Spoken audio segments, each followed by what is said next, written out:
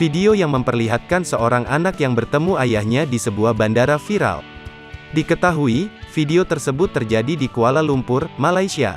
Unggahan tersebut jadi sorotan setelah diunggah oleh akun TikTok bernama @nanavido.